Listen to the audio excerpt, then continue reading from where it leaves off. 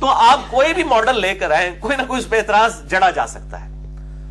تو if God exist تو باقی سب کے سب اعتراضات باطل ہیں. اسی لیے اللہ تعالیٰ نے سورۃ الانبیاء میں واضح طور پر فرما دیا لا یسأل عما یفعل, اللہ کو کوئی نہیں پوچھ سکتا جو کچھ اس نے کیا, وہم یسألون, اور اس کے مقابلے پر جو لوگ بھی اعمال کر رہے ہیں اس کے حق میں یا اس کے خلاف, اللہ تعالیٰ ان کو پوچھ سکتا ہے. سیدھی سی بات ہے. تو ابھی تو معاملہ یہ ہے کہ جس امتحان میں انسان کو ڈال دیا گیا ہے اس امتحان کے اندر انسان اپنے رب کو رسپانس کرے. اور یہاں پر میں ایک وہ ضمناً بھی بات کر دوں, میں 20 فروری 2017 کو میری جاوید احمد غامدی صاحب کے ساتھ ملاقات ہوئی, حافظہ اللہ تعالی. ایڈے گئے گزرے لوگوں کو حافظہ اللہ کہنا تو انہوں نے بھی کیا جا سکتا ہے, دعا تو کسی کے لیے بھی دے سکتے ہیں الحمدللہ. اور میرا تو ان کے بارے میں کلپ بھی ریکارڈ موجود ہے, مجھے جو ان سے علمی اختلافات ہیں, اور وہ مجھ سے فرمانے لگے کہ میں نے آپ کے کئی ایک کلپس دیکھے ہیں, میرے اسٹوڈنٹس مجھے بھیجتے رہتے ہیں, 3-4 سال سے میں نے کافی کلپس انہوں نے میرے دیکھے تھے, اور بڑی انہوں نے حوصلہ افزائی فرمائی, اللہ تعالیٰ ان کو جزائے خیر دے. اور میں نے جو کچھ چیزیں ان کے سامنے رکھی, باقی انہوں نے مجھ سے وعدہ کیا کہ ایک ڈیٹیل انٹرویو 1-to-1 انشاءاللہ ریکارڈ بھی کروائیں گے ویڈیو میں. اور ابھی اس کی تو ایز سچ کوئی ریکارڈنگ نہیں ہوئی, ایک چھوٹا سا کلپ ریکارڈ ہوا تھا, اس کی بھی آواز ٹھیک نہیں ہے, وہ بھی موبائل فون کے اندر, اس لیے ہم نے کوشش کر رہے ہیں اگر وہ آواز ٹھیک ہوئی تو 3-3.5 منٹ کا کلپ ہے وہ چڑھا دیں گے. ادروائز پراپر ریکارڈنگ میں نے ان سے ریکویسٹ کی ہے کہ آپ کو لکھ کے ہم سوالات دیں گے, آپ تیاری کر کے جواب دیں. ویسے تو ان سے فلبدی بھی جواب لے لیں تو وہ پرفیکٹ ہی ہوتے ہیں, لیکن ذرا, اور یہ سوالات میں نے یہ نہیں کرنا کہ استنجے کا طریقہ کیا ہے, یہ سوال نہیں ان سے پوچھنے. اس دور کے جو فتنے ہیں, ایتھیزم کا فتنہ ہے, سیکولرزم کا فتنہ ہے, اور جو ایک اسلام کے خلاف سازشیں انٹرنیشنل لیول کے اوپر پولیٹیکلی ہو رہی ہیں, یہ ایشوز جن میں ان کی کمپیٹنسی ہے, جو بیچارے علماء کو تو وہ مسئلے ان کو تو پہلے سوال سمجھانا پڑے گا, جواب ان سے کہاں سے لینا ہے. یعنی سوالات ایسے ان سے ہوتے ہیں غامدی صاحب سے عموماً کہ جو سوال صرف میں کہتا ہوں علماء صرف یہ بتا دیں کہ سوال کیا پوچھا جا رہا ہے, جواب تو چھڑ دو تو میں مان جاؤں. کمپیٹنسی نہیں ہے ان کی, یعنی صرف یہ بتا دیں کہ یہ نوجوان لڑکے پوچھ رہے کیا ہیں, یہ نہیں کہہ رہے کہ جواب دو, یہ داسو پوچھا کیا ہے تو پتا چل جائے گا کیا لیول ہے. تو انشاءاللہ ان سے اس قسم کے سوالات, تو بہرحال میں نے اس نشست میں کئی ایک چیزیں ان کے ساتھ ڈسکس کی, اور ایک میں نے کریٹیکل سوال کیا ان سے جو میں نے بڑے لوگوں سے کیا, چونکہ یہ ایتھیزم کی طرف سے ایک فتنہ بھی اٹھایا جاتا ہے اور بڑے بڑے لوگ اس حوالے سے کلام بھی کرتے ہیں. تو میں نے ان سے ایک بڑا کریٹیکل سوال, چبھتا ہوا سوال کیا, اور میں ایکسپیکٹ نہیں کر رہا تھا کہ وہ اتنا پرفیکٹ جواب 3-3.5 منٹ میں دیں گے کہ میرے لیے ایک یعنی سمجھ لیں کہ 14 طبق روشن ہو جائیں گے اور ہدایت کی اور نئی راہیں, والذین جاہدوا فینا لنہدینہم سبلنا, جو لوگ ہماری راہ میں کوشش کریں گے ہم ان کے لیے اپنی راہیں کھول دیں گے. تو میں نے غامدی صاحب سے سوال کیا, میں نے کہا شیخ صاحب یہ بتائیں میں اس اللہ سے محبت کیوں کروں کہ جس نے میری مرضی کے بغیر مجھے اتنے بڑے امتحان میں ڈال دیا, میری مرضی کے بغیر پیدا کیا اور اس کے بعد مجھے اتنے بڑے امتحان میں ڈال دیا کہ یہ کرو گے تو جنت, نہیں کرو گے تو دوزخ. تو ایسی ہستی سے میں ڈر تو ضرور سکتا ہوں کہ پھنسا دیا ہے,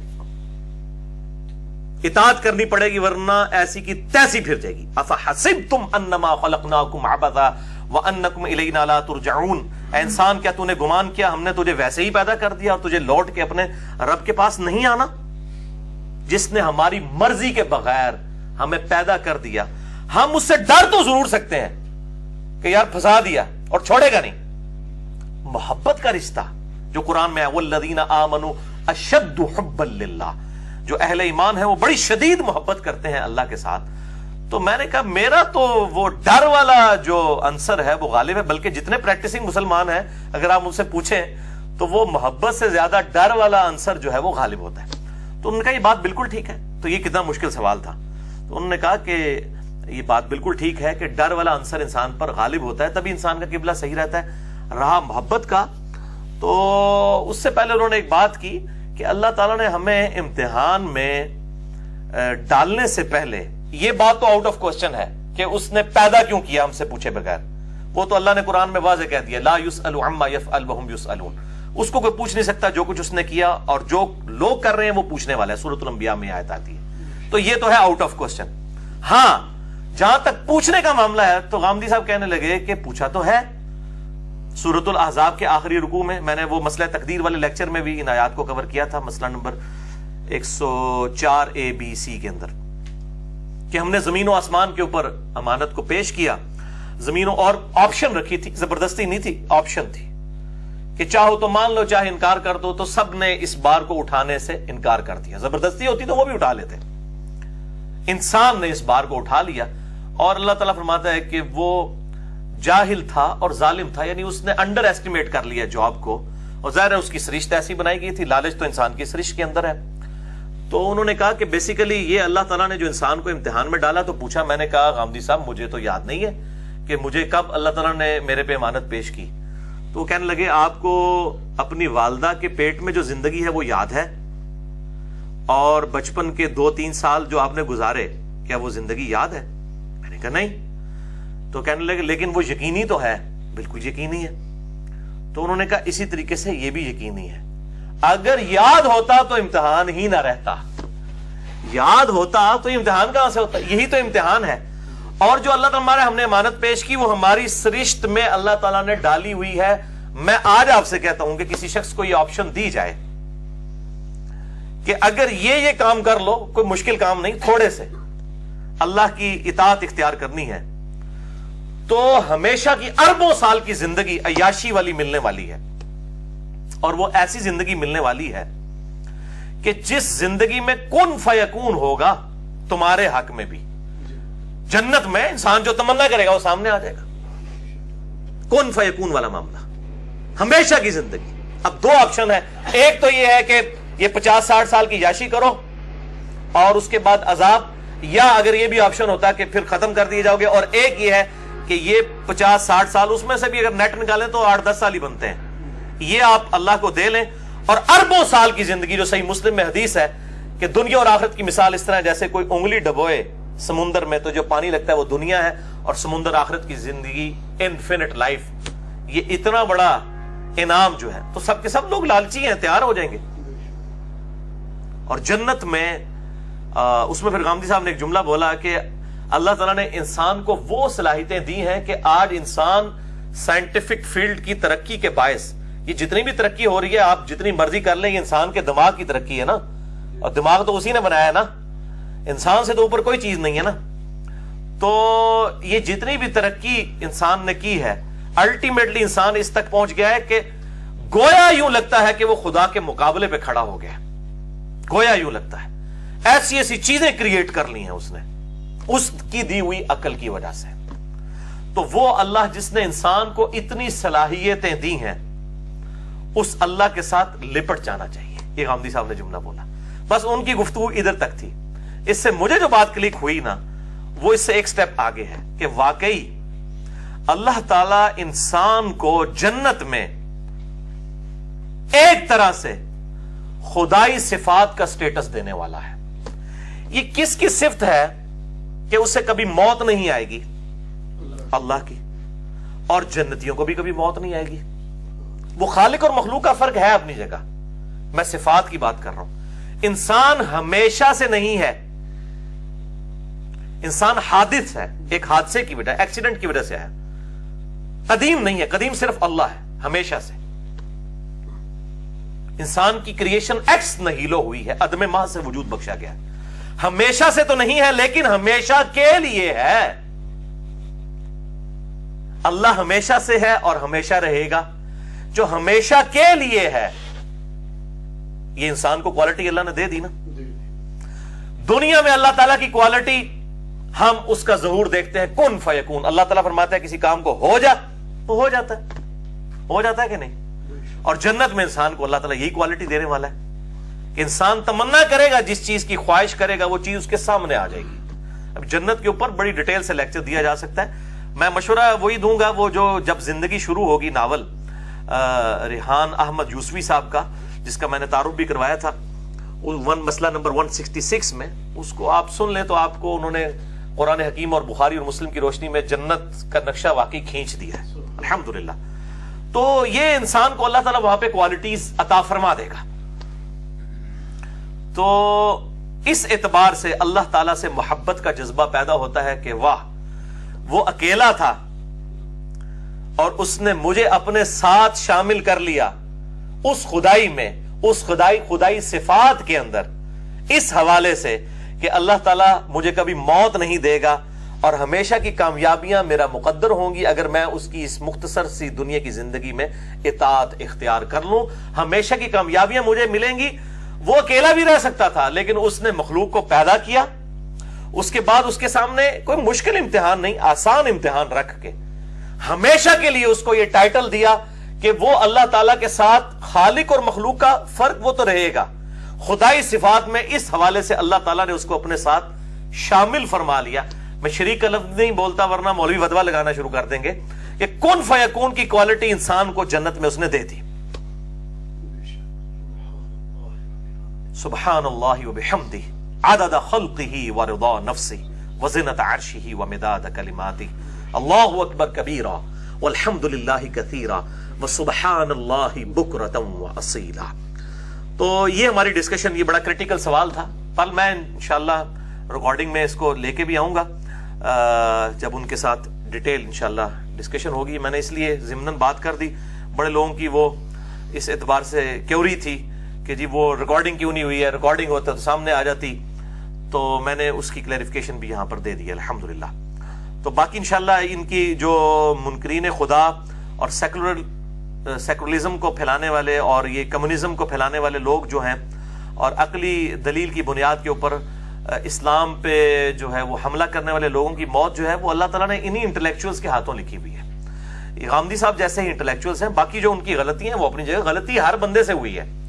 ہم یہ کہتے ہیں کہ وہ لوگ جنہوں نے نبی علیہ السلام کی شان میں صراحتاً گستاخیاں کی ہیں وہ آپ کے حکیم الامت اور مجدد دین و ملت اور جو ہے وہ غوث الوقت اور پتہ نہیں کیا کیا القابات آپ ان کو دیتے ہیں ان غلطیوں کے باوجود. تو یہاں پہ گستاخی والا معاملہ نہیں. باقی جو علمی اختلاف ہے, میرا الحمدللہ ریکارڈڈ کلپ موجود ہے, 4 کلپس ہم نے اکٹھے کر کے وہ تقریباً 28 منٹ کی گفتگو الگ سے چڑھا دی ہے. اس کا تھم نیل میں نے اسی ملاقات والا بنایا ہے تاکہ کوئی کہ لیٹسٹ میرا جو اوپینین ہے 2012 سے لے کے 2016 تک جتنے کلپس ان کے بارے میں میرے ریکارڈڈ تھے غامدی صاحب کے بارے میں, ان سے علمی اختلاف, اور بلکہ میں نے ان سے یہ بات کر بھی دی جب انہوں نے کہا نا میں تھوڑے کلپ دیکھنا وہاں, انہوں نے اردو میں کہا, میں نے کہا آپ پنجابی کیوں نہیں بولتے؟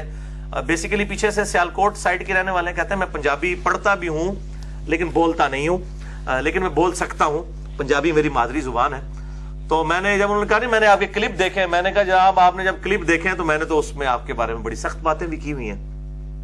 تو انہوں نے بڑا پیارا جواب دیا. انہوں نے کہا جب میں ہر بندے سے اختلاف کرتا ہوں تو میں کسی دوسرے شخص سے یہ حق کس طرح چھین سکتا ہوں کہ وہ مجھ سے اختلاف نہ کرے؟ یہ اس کا حق ہے, ہر شخص کا بنیادی حق ہے. یعنی علمی دلائل کے ساتھ آپ کسی کی غلطی واضح کریں, گالی گلوچ کر کے, بدتمیزی کر کے. میرے ساتھ بھی لوگ کرتے ہیں, میں کہتا ہوں او جی وہ جی ہم سے مناظرہ کر لیں, ہماری بات کا جواب ریکارڈ کروائیں. بھائی جو سوال میں نے کیا اس کا جواب آپ دیں, اس کے بعد پبلک فیصلہ کرے گی. جواب کا جواب نہیں دینا ہوتا. میں نے ایک پوائنٹ آف ویو سامنے رکھا کہ بھئی چشتی رسول اللہ کلمہ کفر ہے, آپ اس کی دلیل دے دیجئے کہ یہ کتاب و سنت سے ثابت ہے. اگر آپ ثابت کر دیتے ہیں تو عوام کو پتہ چل جائے گا کہ آپ جیت گئے اور میں ہار گیا. اور اگر آپ مان لیتے ہیں کہ واقعی یہ بات غلط ہے تو پھر میرا مقدمہ آپ نے پہلے ہی مان لیا, مجھے آپ سے مناظرہ کرنے کی ضرورت نہیں. دونوں صورتوں میں مناظرہ کرنے کی ضرورت نہیں ہے. تو یہ بات سمجھیں. تو اس طریقے سے لوگ بیچارے بھولے بالے ہیں. علم کے میدان میں جذبات کی کوئی حیثیت نہیں. ہم علمی دلائل کے ساتھ اپنا پوائنٹ آف ویو سامنے رکھتے ہیں, اس کے بعد ہر بات کا جواب نہیں دینا ہوتا. ہر بات کا جواب اللہ تعالیٰ نے بھی قرآن میں نہیں دیا ہوا. بس صرف علمی دلائل سامنے رکھنے ہوتے ہیں, اس کے بعد پبلک خود فیصلہ کر لے گی کہ کون سی بات حق ہے اور کون سی باطل ہے. تو عوام کو آپ حق دیں, گھوٹ کے نہ پلائیں. ہم زبردستی کسی کے ساتھ نہیں کرتے. ہم کبھی گن پوائنٹ پہ کہہ رہے ہیں بات مانیں, تو آپ بھی لوگوں کو بات بتائیں کہ جی یہ بات اس نے غلط کی. لوگ خود فیصلہ کر لیں گے کون سی بات ٹھیک ہے کون سی بات غلط ہے. وہ اللہ جس کی مرضی کے بغیر پیدا کیا اور اس نے اتنے بڑے امتحان میں مجھے ڈالا ہے, میرا اس کے ساتھ محبت کا رشتہ کیسے؟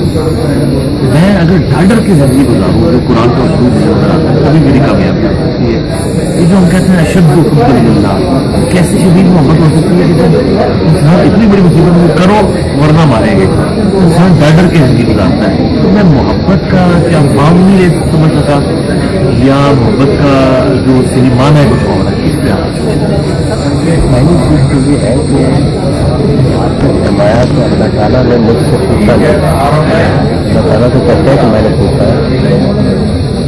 میں نے جب انسانوں کو تکلیف کیا, میں نے ان سے سوال کیا کیا میری ذات کو پہچان میں تمہارا پروردگار ہوں. سب نے اقرار کیا کہ آپ ہمارے پروردگار ہیں, کوئی منکر نہیں تھا. دوسرا یہ جو ارادے اور اختیار کی نعمت ہے, امانت ہے, میں نے آسمان و زمین کے سامنے پیش کی, انہوں نے اٹھایا, انسان نے اٹھایا اور انسان نے اٹھا لی. تو انہوں نے اٹھانا ظلم ضرور ہے. انسان کے اندر اعلیٰ اور برکت چیزوں کو حاصل کرنے کے لیے جنون کی سبب یہ جو آپ علم میں, تحقیق میں, صوفیانہ مشاہدات میں, مراقبوں میں, نروان حاصل کرنے کی جدوجہد میں, معمل میں بیٹھ کر دنیا کے لیے نئی نئی چیزیں تخلیق کرنے میں, مریض تک پہنچنے میں انسان کی برفت بھی نظر آتی ہے. یہ انسان کا یہی ظلم اور ضرور ہے, یعنی جو جذبات میں آتا ہے کسی اعلیٰ چیز کو حاصل کرنے کے لیے اپنے سب کچھ داؤ پہ لگاتے ہیں. اس کاشتی کی ساری داستانیں اسی سے انسان اپنی فطرت کے لحاظ سے دنیا کو اختیار کر چکا ہے. اس کی جو عملی دلیل ہے وہ کیا ہے؟ ہر ایک کو معلوم ہے دنیا کی زندگی آرزو ہے, ہر ایک جانتا ہے اس کا دکھ ہے, ہر ایک جانتا تکلیف ہے, ہر آدمی کو معلوم ہے کہ اس کے اندر سب لوگ برابر نہیں ہیں. وہ جدوجہد ہے, اس کے ظلم ہے, عدوان ہے, اس میں تجھے مرنا چاہتے ہو گوگل کا. اس کا مطلب یہ ہے کہ دل کی گہرائیوں سے خدا کے اس فیصلے کو وہ اس فیصلے کو پسند کرتا ہے. صرف اتنی سی بات ہے اس فیصلے کے لیے اللہ تعالیٰ نے ایک امتحان کرتا ہے. اس امتحان کے مقابل میں انسان بعض اوقات کمزوری اختیار کرتا ہے. اس وجہ سے پھر ڈر کا پہلو بن جاتا ہے.